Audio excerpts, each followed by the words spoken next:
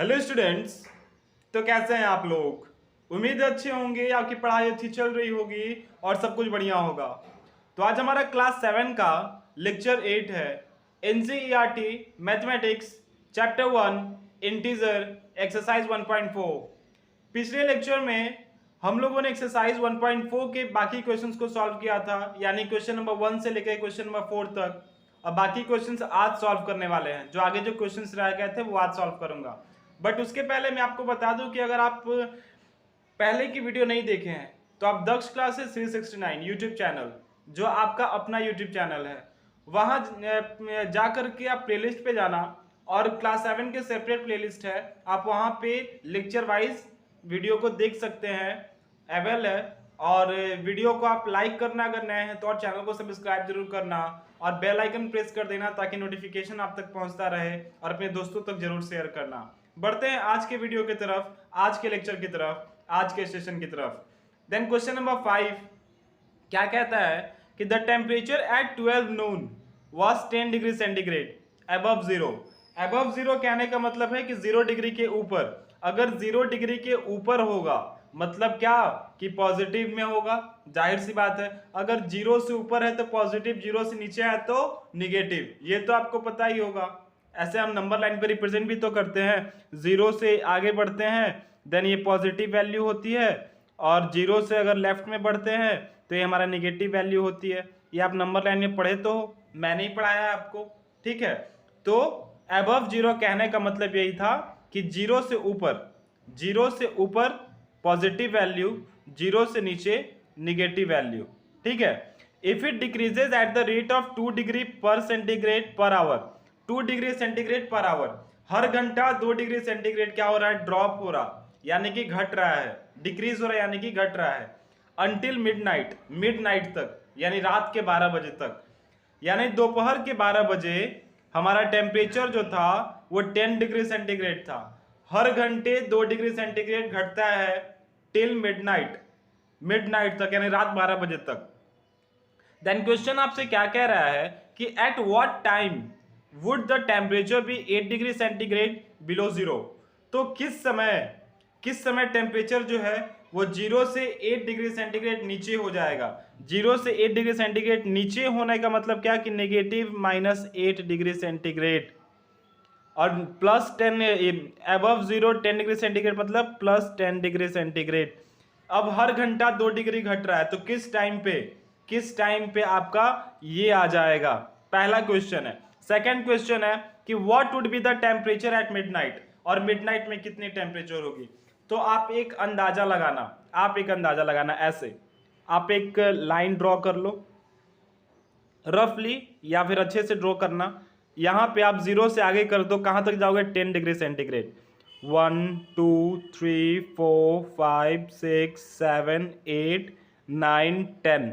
अभी टेम्परेचर इतना है, घट के कितना आ रहा, -8 तक आ रहा है। देन -1 -2 -3 -4 -5 -6 -7 -8, यहां तक आ रहा है।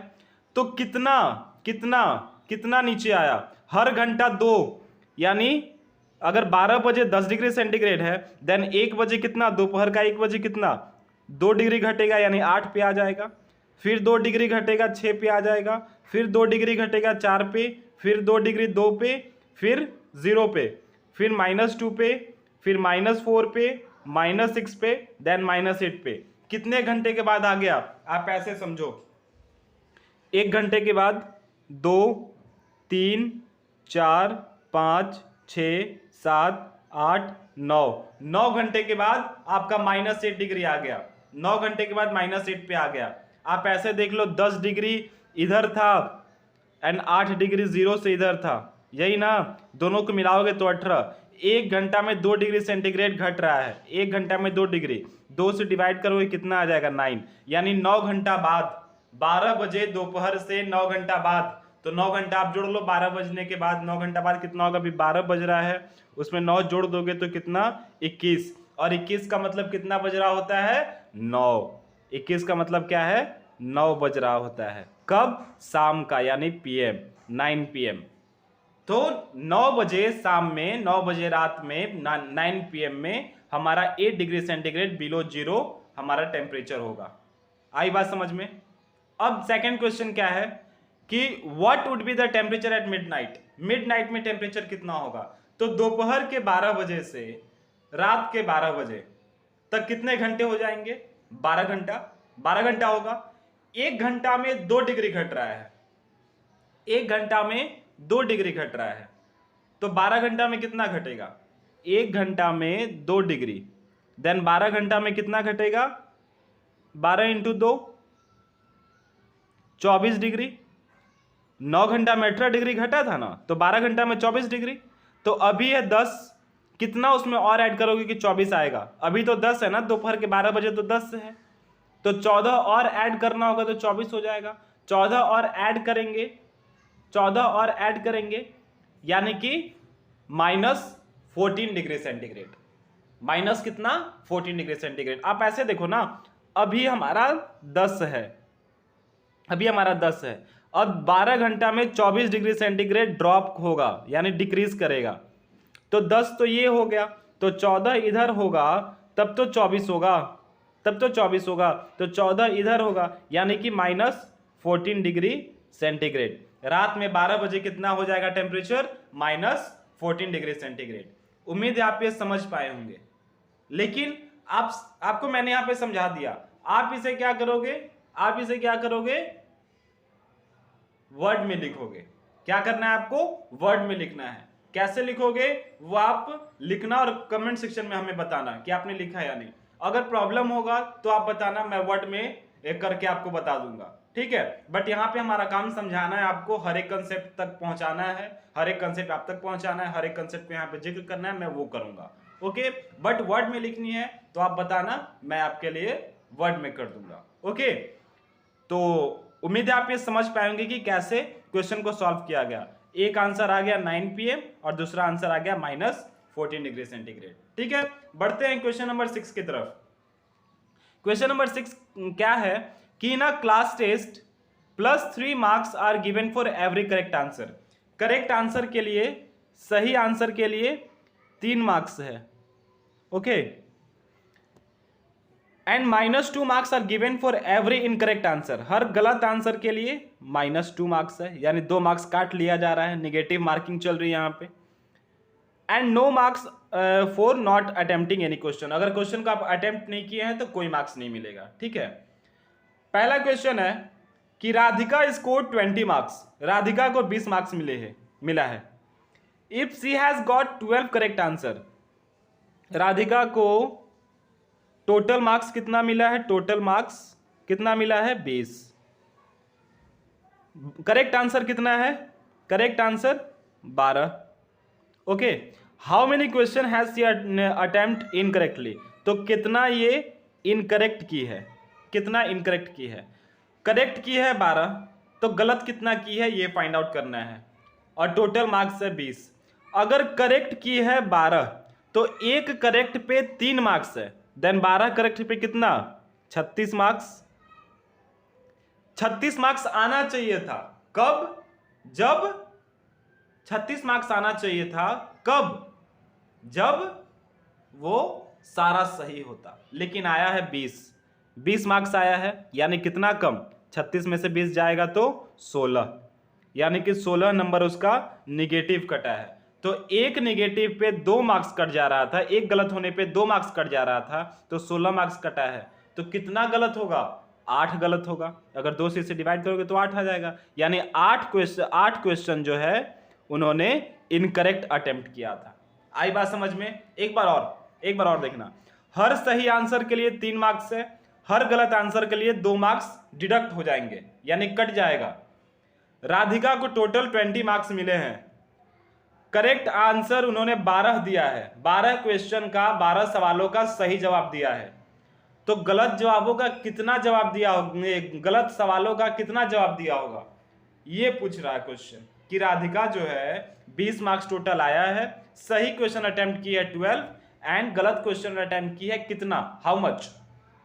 कितना?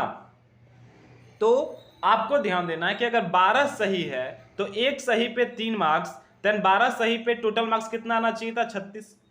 कब आना चाहिए था? जब सारा सही होता, बट आया कितना है? 20, यानी कितना कम?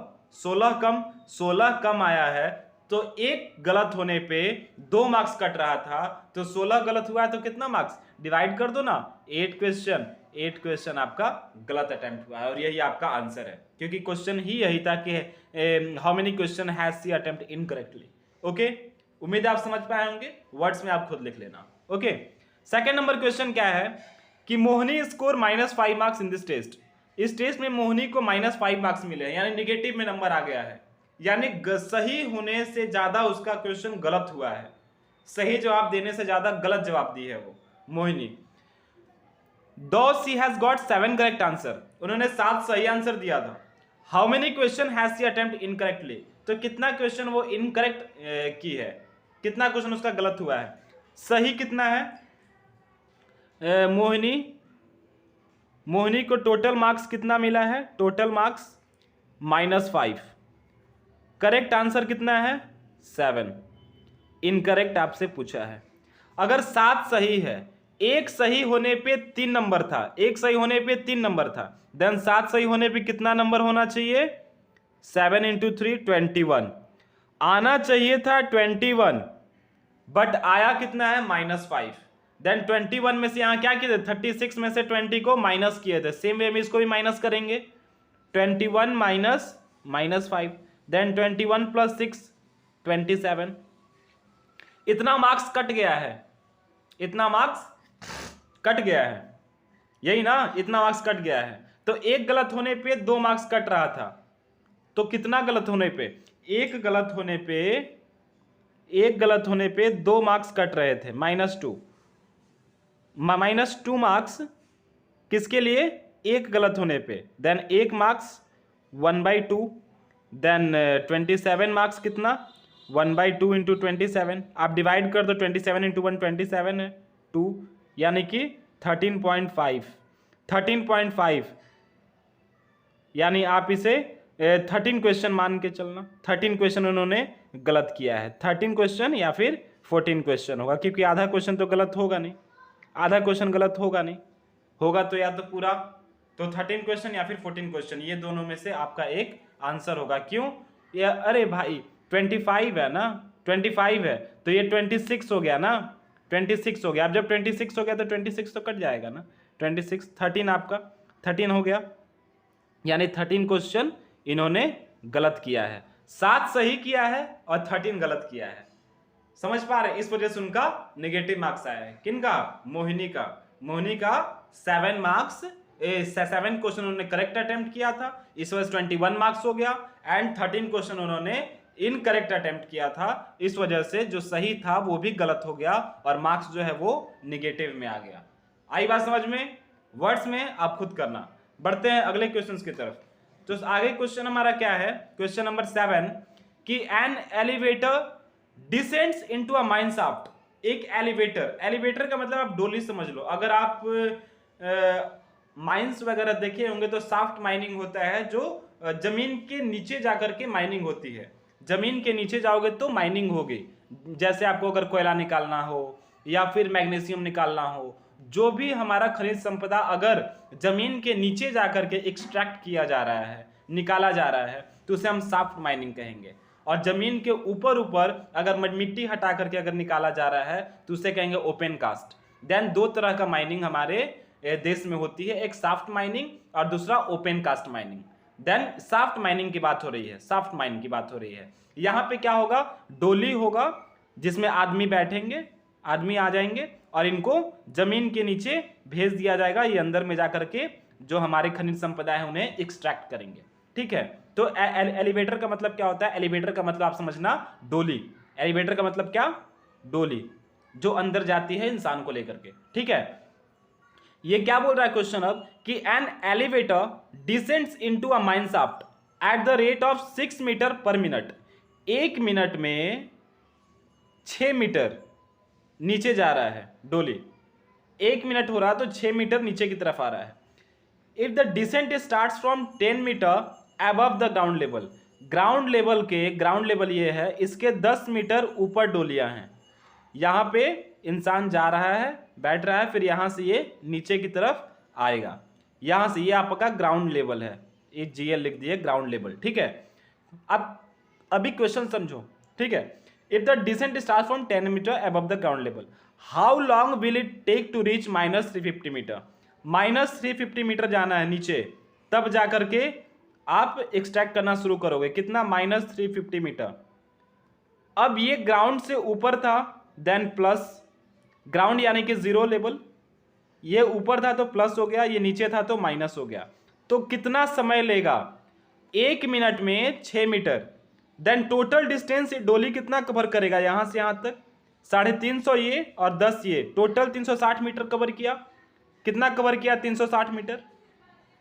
1 मिनट में 6 मीटर, 6 मीटर 1 मिनट में। यहां आप यूनिटरी मेथड लगा देना। कौन सा मेथड लगाओगे? Unitary method, okay, unitary method. और ये मेरा फेवरेट मेथड है, क्योंकि यहाँ पे कॉम्प्लिकेटेड से कॉम्प्लिकेटेड क्वेश्चन अगर आपको यूनिटरी मेथड लगाना आ गया तो आप बहुत आसानी से सॉल्व कर पाओगे। अब मेरे जो स्टूडेंट्स हैं जिन्हें मैं ऑफलाइन पढ़ाता हूँ, उन लोगों को मैं यूनिटरी मेथड बताता हूँ, और ये मेरा फेवरेट है, क्योंकि यहाँ पर आप कॉम्प्लिकेटेड से कॉम्प्लिकेटेड क्वेश्चन को बहुत ही आसानी से सॉल्व कर सकते हैं। तो 6 मीटर 1 मिनट में जाना कितना है? 360, यानी 1 मीटर कितना मिनट में? 6 मीटर 1 मिनट में। देन 1 मीटर कितना? 1/6 मिनट में, ओके। देन जाना कितना है? 360 मीटर, 360 मीटर। अब क्या हो जाएगा? ये मल्टीप्लाई में हो जाएगा। देन आप मल्टीप्लाई कर दो 6 से, 6 6 36, 60, यानी कि 60 मिनट में आप पहुंच जाओगे। 60 मिनट या फिर 1 आवर, 60 मिनट का है तो 1 घंटा होता है, तो या तो 1 आवर में आपका आंसर होगा या तो 60 मिनट होगा। आपका आंसर आ गया। यही आपका आंसर क्वेश्चन था कि how long will it take to reach -350 metre. तो 350 मीटर जाने में कितना समय लेगा? तो अभी 10 मीटर पे है, तो यहां से पहले चलेगा, यहां आएगा, फिर तो 350 नीचे जाएगा। तो टोटल डिस्टेंस कितना कवर किया ये डोली? 360 मीटर। और 301 मीटर में क्वेश्चन में दिया गया 1 मिनट में 6 मीटर। देन 360 मीटर कितना में? 60 मिनट में। आई बात समझ में? उम्मीद है आप क्वेश्चन समझ पाए होंगे और बेहतरीन ढंग से आप समझे होंगे, क्योंकि हमारा बताने का तरीका थोड़ा आसान होता है। बताओ आप 3 क्वेश्चन ही हमने किया, बट उसमें हमने लगभग अप्रॉक्सीमेट 20 मिनट समय दिया है। तो आप समझ सकते हैं कितना डीपली मैं इलस्ट्रेट करता हूं। अगर आपको ये वीडियो पसंद आया होगा तो आप लाइक कीजिएगा, चैनल पे नए हैं तो सब्सक्राइब कीजिएगा, और हाँ, बेल आइकन प्रेस करना नहीं भूलिएगा ताकि आपको नोटिफिकेशन मिलता रहे। मिलते हैं फिर अगले सेशन में। तब तक आप अपना ख्याल रखना, पढ़ाई करते रहना, अपनों का ख्याल रखना। धन्यवाद। जय हिंद।